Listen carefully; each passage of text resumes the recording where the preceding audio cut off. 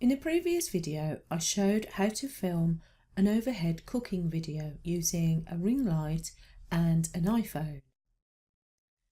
But what if you haven't got a ring light and maybe you want to use something that's a little heavier than a smartphone? I've got another solution for you. This is using a microphone stand. I had to put an adapter on the end, which I'll show you shortly. But this is raised quite high, so it would go over most tables. There you can see I've just got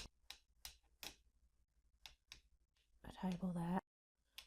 And the microphone stand is extended fairly high. And then it's got the boom arm so that you can move it a fair way away without the legs getting in the way. So that could easily overhang a tabletop. One thing you'll notice is that the boom arm, I've only got it about halfway across. Obviously the iPad Pro is fairly heavy, so if you have it extended much further than that, you'll have to weight down the end of the boom arm and possibly weight down the base of the microphone stand as well, just to be sure that it's not going to tip up. If you're in doubt, weight it down anyway. Nobody wants to smash their iPad for the sake of putting a few weights on, but this one seemed to work quite well. Now this mic stand is from Gear for Music. As you can see, that's the logo on the leg. And it seems fairly sturdy. You can adjust the height, that handle there. That little knob there. Adjust how far you can slide out the boom. And there's my iPad Pro sitting in the bracket. That's a mudder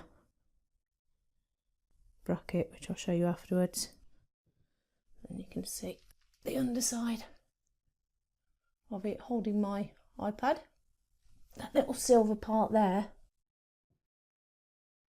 is the little adapter I had to buy, which I'll show you shortly as well. And this is the other end of the boom pole.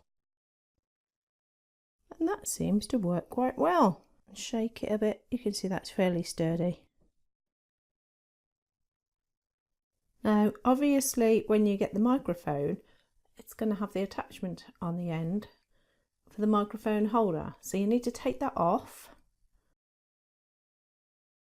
And the screw on the end of the mic stand is 3/8 of an inch, which is too large for the iPad holder that we want to attach. So I had to buy a 3/8 of an inch female to 1/4 of an inch male adapter.